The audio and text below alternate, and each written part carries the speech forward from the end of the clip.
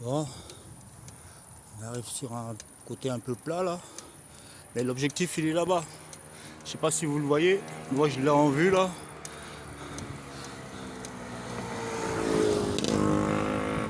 Donc on va bientôt atteindre l'objectif en fait. Voilà, c'est là-bas. Il y a tout ça à faire encore. Allez, courage.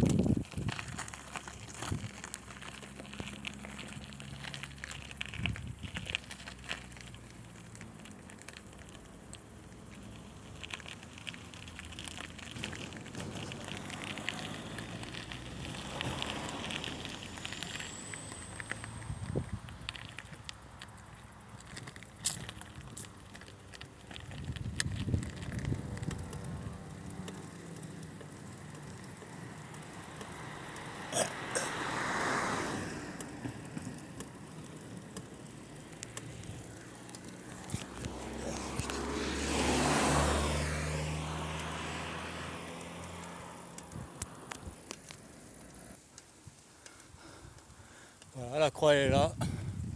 Je vais arriver assez haut quand même, hein. Donc il y a cette petite portion là à faire et c'est bon, on est là.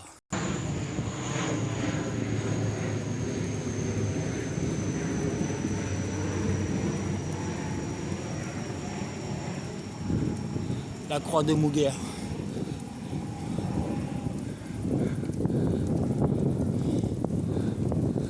On a la croix de Mouguer.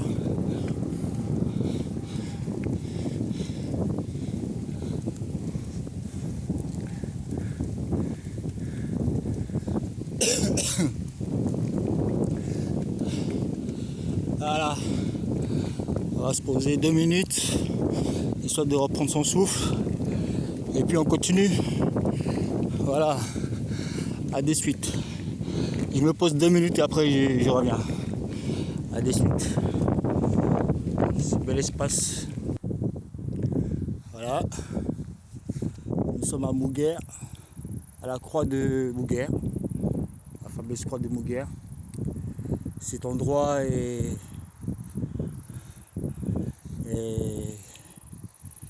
plein d'histoires.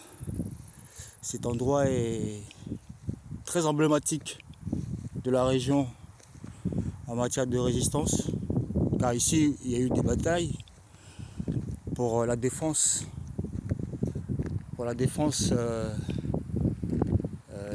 du peuple français contre l'occupant allemand, l'occupant nazi. Voilà. Donc ces monuments ont été érigés pour rendre hommage à ces combattants de la liberté qui se sont battus pour que nous soyons dans un monde libre aujourd'hui. Voilà. Et en fait, si je suis ici, c'est pas pour parler d'histoire. On va pas parler d'histoire, l'histoire de la guerre et tout ça, machin.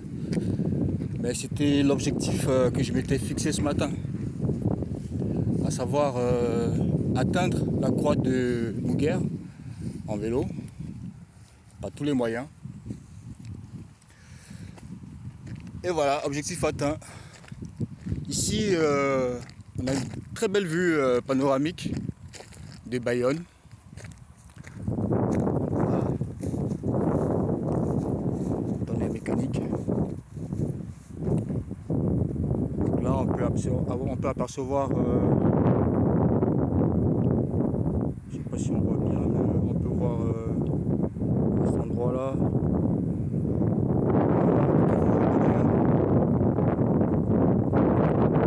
Un peu plus par là. Ici. On peut voir le bâtiment de la ZUP. Ensuite, la zone Sainte-Frédéric. Voilà. Et un peu plus là-bas, c'est Bayonne. Donc comme je disais, je ne suis pas venu là pour faire du tourisme. Je suis venu ici pour avoir un peu de réflexion, prendre de la hauteur. Prendre de la hauteur en fonction de la situation inédite que nous vivons actuellement dans le monde. Donc, il faut prendre de la hauteur pour voir, pour démêler un peu le vrai du faux, pour essayer de comprendre un peu la situation. Pas se laisser embarquer dans des histoires abracadabrantesques. Abracadabrantesques. Oh là là, Jacques Chirac, viens m'aider là. Donc voilà.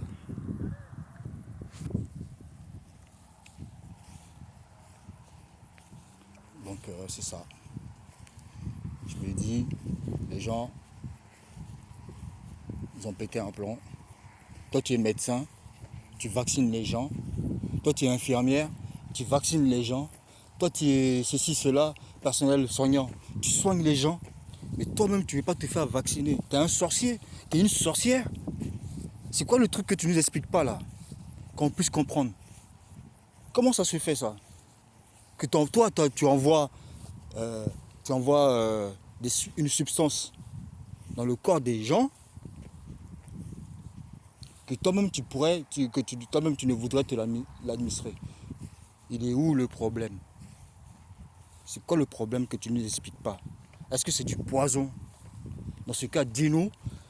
Comme ça, nous tous, on saura que ça là, c'est du poison. Il ne faut pas se l'injecter ça.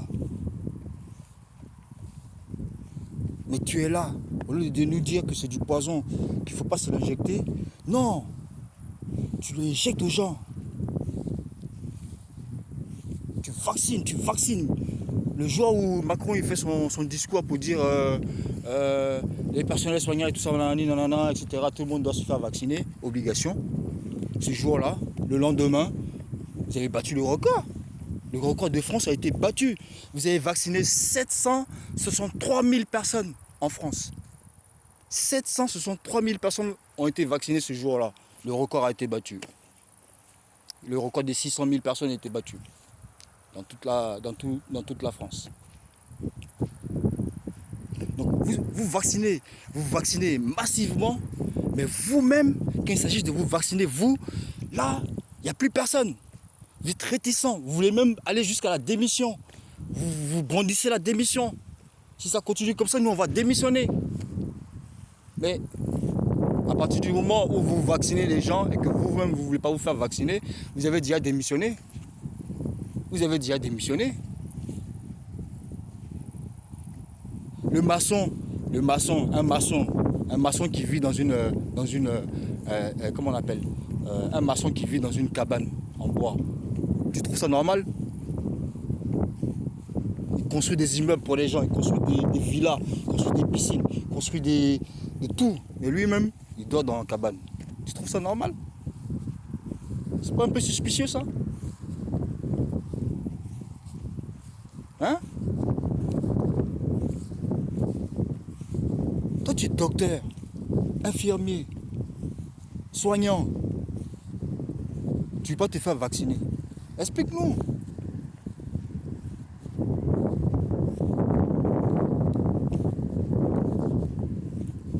Toi là-bas, là, tu ne veux pas te faire vacciner aussi parce que tu crois à certains qui disent que le vaccin, il veut diminuer la population mondiale,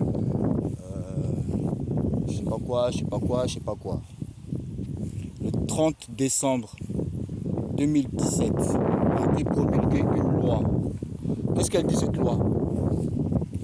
Que à compter du 1er janvier 2018, tous les nouveau-nés doivent obligatoirement s'acquitter de 11 vaccins. 11 vaccins dans le corps de nos bébés. Qui a dit quoi ici? Qui a dit quoi ici? 11 vaccins. Qui a protesté ici? Il est où le corps médical? Ils sont où les médecins là? Qui a protesté ici? Qu'est-ce que vous nous racontez là? Pardon. Excusez-moi, je suis pas. L'État a décidé en 2017 que à partir du 1er janvier 2018, nos enfants, vos enfants, tous les nouveau-nés, quand ils arrivent là, net, avant de les inscrire à l'école ou quoi que ce soit, 11 vaccins obligatoires. Qui a dit quoi ici? Vous avez dit quoi? Complotiste? Big Pharma? Qui a dit quoi? On n'a pas assez de recul. On n'a pas assez de recul. Mais bien sûr qu'on a le recul. Il n'y a pas de 3 milliards de personnes qui ont été vaccinées sur cette terre. Près de 3 milliards de personnes ont été vaccinées sur cette terre. On a le recul. Combien sont morts dans les 3 milliards? 3 personnes. 15, tout au plus, sont mortes. Dues au vaccin. Pour des complications vaccinales. Sur 3 milliards de personnes. Là, on a le variant Delta qui arrive, qui est arrivé. On a vu ce qu'il a fait le variant Delta en Inde, là-bas, sa source. Tout le monde a vu ce qu'il a fait le variant Delta en Inde. C'était pas du cinéma. Les gens qui mouraient sur les brancards, là. Dans les hôpitaux. Il y en a qui payent pour être sur un brancard. Les familles payent pour être pour avoir un membre de la famille, pour pas qu'il soit par terre. On paye les oxygènes et tout ça. L'oxygène, le variant Delta, il a fait du mauvais là-bas en Inde. Hein. Il a fait du sale là-bas. Hein. Faites pas les gens qui sont pas au courant. Hein. Et ce variant Delta est en train d'arriver un peu partout dans le monde. Et il se trouve que le variant Delta, il peut rien contre les gens qui sont vaccinés. Ah, bah tiens, bah c'est qu'il est nécessaire alors ce vaccin. Il n'est pas là pour nous tuer en fait. Il nous sauve la vie. Eh oui, il nous sauve la vie. Pensez, quand vous pensez à l'obligation du vaccin Covid, anti-Covid, là, quand vous y pensez là, hein, l'obligation de se faire vacciner contre la Covid, là, quand vous pensez aussi aux bébés qui, eux, doivent faire 11 vaccins. 11 vaccins. Il n'y a personne, aucun adulte pour les défendre. Ils doivent les faire les 11 vaccins. Ils sont les adultes pour les défendre là. Ils sont où les défenseurs des droits de l'homme et des libertés? Ils sont où là?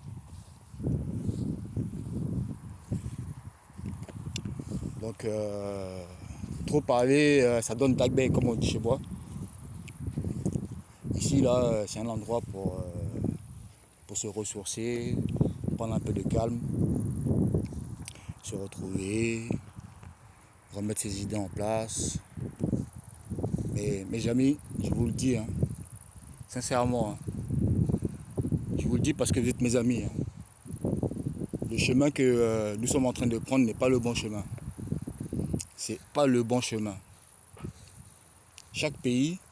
Dans chaque pays, il y a une constitution. C'est cette constitution qui fait la loi du pays, qui décide de tout ce qui doit se passer ou de tout ce qui doit se faire ou ne pas se faire dans le pays. Comprenez? Ça veut dire quoi? Ça veut dire que pour élire un président, il y a ce qu'il faut pour l'organisation des élections en général, que ce soit le président, les députés, les représentants du peuple. Tout est prévu. Et même si votre président, là, si vous fait chier et que vous voulez l'enlever, ça aussi c'est prévu dans la Constitution. Ce qui n'est pas prévu, c'est l'anarchie, le chacun pour soi. Ça, aucune constitution ne peut la prévoir, ça. L'anarchie, le chacun pour soi, c'est l'exact contraire de la vie d'une nation. Donc, quand on vit ensemble dans un pays, qu'on aime ce pays, on s'arrange pour que tous ces fils et filles s'entendent sur un même projet, sur une même culture, sur une même idée, n'importe, je m'en fiche. On ne cherche pas à nous diviser entre nous. Les gens que vous accusez, qui sont dans les sociétés secrètes, soi-disant, vous dites qu'ils nous divisent pour mieux régner. Mais vous-même, vous nous divisez. Nous-mêmes, on se divise entre nous. Eux-mêmes qui sont là-haut, là. Eux, soi-disant, qui dirigent le monde, qui sont là-haut, ils nous regardent. Ils n'ont rien à faire. Il y a juste à nous regarder, à nous laisser faire. On est déjà divisés. On est profondément divisés. On est incapable de discuter entre nous si on n'est pas d'accord entre nous. On est incapable de discuter si on n'est pas d'accord entre nous. C'est qu'on est divisé. Ça veut dire qu'on est divisé. On n'est même pas civilisé. Quand on est civilisé, on accepte la contradiction. La contradiction, c'est ce qui fait élever le débat. On ne traite pas son contradicteur de mouton sous prétexte qu'on n'est pas du même avis que lui. Ou sous prétexte qu'il n'est pas du même avis qu'une minorité, finalement. C'est cette minorité qui parle de moutons à chaque fois. Hein. C'est toujours les mêmes. Hein. Dès qu'on n'est pas d'accord avec eux, on est des moutons. Moi, je suis un mouton. J'aime bien le mouton. Tu vois, le mouton, c'est la même famille que l'agneau. Et l'agneau, c'est le fidèle des dieux. L'agneau des dieux, c'est voilà. Ça, c'est mouton aussi. Comme dirait l'autre. Donc, quand on me traite de mouton, c'est pas grave. Moi, mais personne, je me laisserai jamais embarquer dans des idées loufoques. Dans des idées qui ne tiennent pas la route. La contradiction doit être apportée. Pas la méchanceté, pas l'insulte, pas les fermetures de débat là. Fermez pas le débat. Venez, on discute. On prouve par A plus B que ce qu'on avance là, on est dans le vrai. C'est comme ça qu'on élève le débat. Mais c'est pas parce que tu as répété une fake news que c'est pas parce que la fake news a été répétée 100 000 fois que ça devient une vérité. Non, je suis pas d'accord avec ça. Va vérifier tes sources. Va vérifier tes sources avant de venir discuter. Avant de dire n'importe quoi. Avant d'enflammer les gens. Parce qu'il y en a, ils ne vont pas discuter. Hein. Ils ne vont pas chercher à vérifier. Hein. Ils voient une publication. Ils y croient dur comme fer. Et s'ils s'enflamment. Et après, tu vas les vérifier pour leur dire que en fait, la publication, là, elle est un peu fausse. Oh, je m'en fous, de toute façon. Mais en attendant, tu t'es déjà enflammé. Tu as déjà brûlé des gens là-bas. De la pensée, tu as déjà brûlé plein de gens. Ta pensée là. La pensée, l'énergie de la pensée là. Toi-même, tu sais, non? Ton énergie que tu utilises pour penser là. Tu as déjà brûlé des gens. Alors que tu n'as même pas vérifié l'information. Si elle est bonne ou pas. faut vérifier ces informations. Quand on s'intéresse à la politique, c'est ça. La politique, là, c'est pas une obligation. On n'est pas obligé de faire... Tout le monde n'est pas obligé de faire de la politique. Mais si tu veux faire de la politique, eh bien, il y a des... La politique aussi a ses façons de fonctionner, a ses lois, a ses codes. C'est ça. Faut savoir décoder les codes de la politique avant de parler politique. Tu les connais, les codes? Tu connais quoi en politique? La politique, ça ne s'arrête pas au lieu de vote, hein, au jour de vote plutôt. La politique, c'est pas simplement le jour du vote. La politique, c'est tous les jours. Pour ceux qui ont des enfants là, pour ceux qui ont parmi vous qui ont des enfants là, parmi nous qui avons des enfants. Un enfant qui dit non, il fait de la politique. C'est un politicien. Oui, parce qu'il a dit non, c'est pas normal. Ça ne rentre pas dans son truc. Donc il dit non.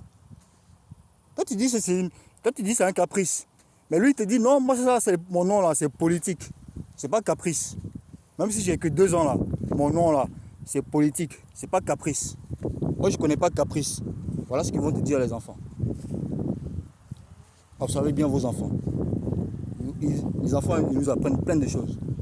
Tout ce que nous avons appris quand nous étions enfants, que nous avons oublié là. Et les enfants ils sont là pour nous rappeler ça. Voilà. Donc, regardez bien vos enfants, vous allez voir. Observez-les. Vous allez voir que vous êtes dans le faux. Vous êtes complètement dans le faux. Même pas ça réfléchit, même pas ça a la flemme de réfléchir, mais ça lance les débats. Ça a la flemme de réfléchir, mais ça lance les débats. Tu lances un débat, il faut le suivre jusqu'à son terme. Et le terme du débat, c'est quoi? C'est l'entente. Le terme du débat, c'est que, arrivé au bout, vous arrivez à un point de convergence qui dit que oui, finalement, on a débattu, on n'est pas d'accord sur cela, mais on est d'accord sur ça, et ça, c'est déjà pas mal. C'est ça un débat. Apaisé, dans les cœurs, en tout premier lieu. Un débat qui n'est pas apaisé dans le cœur en tout premier lieu, c'est un débat qui va droit dans le mur. On discute pour rien, on passe le temps. Le temps, c'est de l'argent, il paraît. Il paraît que le temps, c'est de l'argent. Mais bon, ça, je ne suis pas trop d'accord parce que tu ne peux pas de l'argent. Tu ne peux pas de l'argent. Et rattraper ton argent que tu as perdu. Mais le temps, là, si tu as perdu le temps, là, tu ne peux jamais rattraper le temps que tu as perdu. Voilà. Donc, le temps, ce n'est pas l'argent. Ça, c'est une parenthèse. Donc, voilà, les amis, mettez de l'eau dans vos vins. Si vous buvez du vin, mettez de l'eau dans vos eaux, si vous buvez que de l'eau. Mettez de l'eau dans vos whisky, si vous buvez que du whisky. Mettez de l'eau dans vos champagnes, si vous buvez que du champagne. Mais par la grâce de Dieu, arrêtons avec la haine, les machins, c'est là inutile. L'amour. Prenez l'amour. L'amour de son prochain. Moi, je me fais vacciner parce que j'ai peur que mon prochain attrape cette maladie-là à cause de moi. C'est ça l'amour du prochain. Ça n'a rien à voir avec le gouvernement, ça. Gouvernement, là. Bon, Big Pharma. Eux, là. S'ils voulaient nous assassiner, là. Nous réduire à néant, là. Mais c'est facile. C'est super facile. Le Doliprane. Le Doliprane, c'est la nourriture préférée des Français. Le Doliprane, là. C'est ce que nous, on aime le plus qu'au monde. Tu vois, non? Doliprane. Mais eux, ils voient ça dans leurs chiffres. Ils voient ça quand ils voient les chiffres, là. À la fin de la semaine, ils disent, ah, aujourd'hui, on a vendu 15 tonnes de Doliprane en France, 10 tonnes en Italie, tatati, tatata. Donc, eux, ils voient les chiffres. Ils disent, bon, les Français, si on veut les éliminer, notre puce qu'on voulait mettre dans le vaccin, là. Vu que tout le monde est au courant maintenant de ça, on va changer. On ne va plus mettre ça dans le vaccin, mais on va mettre ça dans le Doliprane, là. Et tu vois, ni vu ni connu, là. On met ça dans le Doliprane, là. Doliprane, là, tu vas continuer à prendre, non? C'est pas le même risque, là, que tu as pris, là. Donc, arrêtez un peu. Arrêtez avec ça. Arrêtez, vraiment. Arrêtez. Ça fait mal à la tête. Vos histoires, là, ça fait mal à la tête. Tu vois, non? Le jour où Macron a parlé, là, le lendemain, il y avait 16 000 manifestants à Paris. 16 000 manifestants dans toute la France.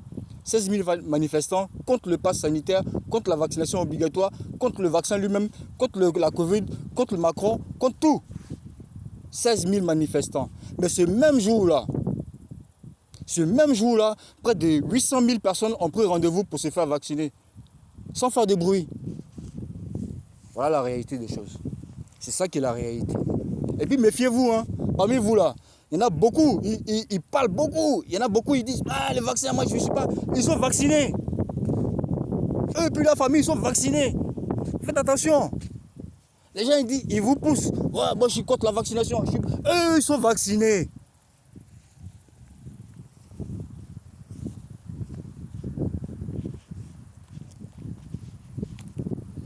Bon, ben, je ne vais pas m'éterniser là-dessus. Après tout, chacun est venu pour faire son expérience terrestre. Hein. Chaque âme est venue faire une expérience sur Terre. Qui je suis moi pour empêcher telle ou telle âme d'accomplir ce pourquoi elle est là? Voilà. Il y a des âmes qui sont là pour ça. Pour que nous soyons mélangés entre nous. Pour que nous soyons divisés. Pour que nous ne comprenions plus rien. Il y a des gens qui sont là uniquement pour que nos esprits soient mélangés. On ne sait même plus réfléchir. Il y a des gens qui sont plus fragiles que d'autres. Eux là, eux ils ne savent même plus réfléchir. Ils ne cherchent même plus à réfléchir même. Bah ça là, ça ne sert à rien. Voilà ce qu'ils se disent. Ça ne sert à rien de réfléchir. De toute façon, il y a déjà nanani, nanana, etc. Non, les gens, il ne faut pas lâcher l'affaire. Tu ne sais pas quelle expérience tu es venu faire sur Terre. Est-ce que tu es venu pour suivre les gens ou bien tu es venu pour qu'on te suive? C'est ça qu'il faut savoir. Tu vas te mettre dans un endroit tranquillement, tu médites, tu vas au fond de toi, tu vas au fond de ton âme, tu vas chercher des questions, tu vas chercher les réponses, tu poses des questions, tu vas trouver les réponses, tu vas trouver les réponses à ta vie. Toutes les réponses, elles sont au fond de toi. Va les chercher, tu vas les trouver. Et tu verras que le gouvernement, il n'est pour rien dans ce qui t'arrive. Complètement. Mais c'est ce qu'on disait tout à l'heure à propos de l'esprit. La puissance de l'esprit là. La puissance de l'esprit là. Mais il faut damer. C'est pas pour les enfants. Avec son esprit là. L'esprit de chacun de nous là.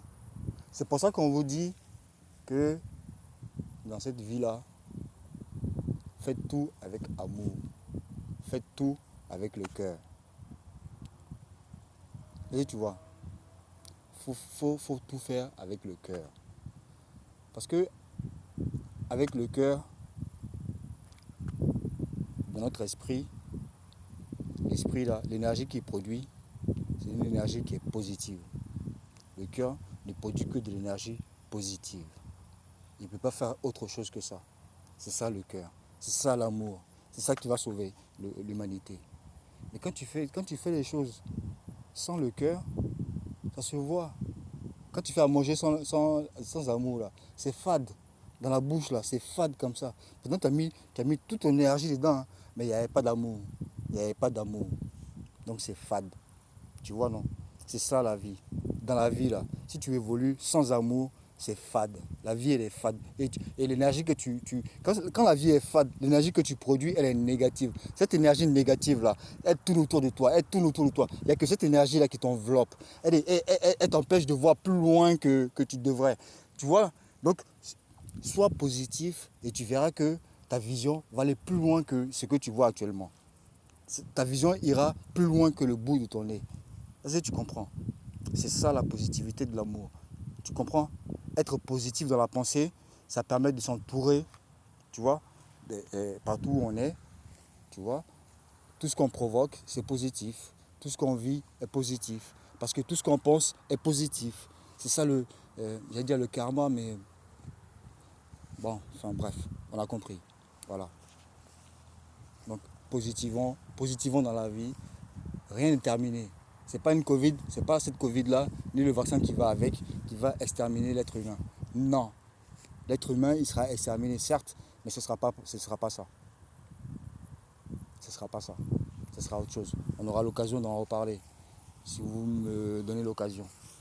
On aura l'occasion d'en parler de l'humanité, de l'humain dans sa fin. Mais ce n'est pas la Covid. N'ayez pas peur de la Covid. N'ayez pas peur du vaccin qui va avec. C'est de la comédie.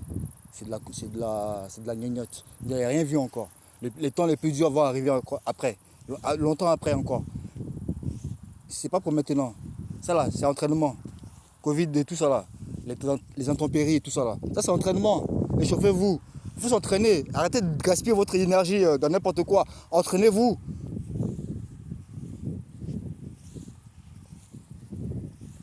Les temps qui vont arriver seront très durs. Celui qui n'est pas entraîné, j'ai envie de dire tant pis. Ce sera comme ça. Ce sera comme ça. Voilà. Donc ici on est à la croix de Mouguer. Ici des résistants sont morts. Ils sont morts pour nous, pour nos libertés, contre l'occupant allemand. Ici, des batailles se sont produites ici. On peut même ressentir l'odeur de la poudre, l'odeur des canons. Voilà. C'est une place stratégique.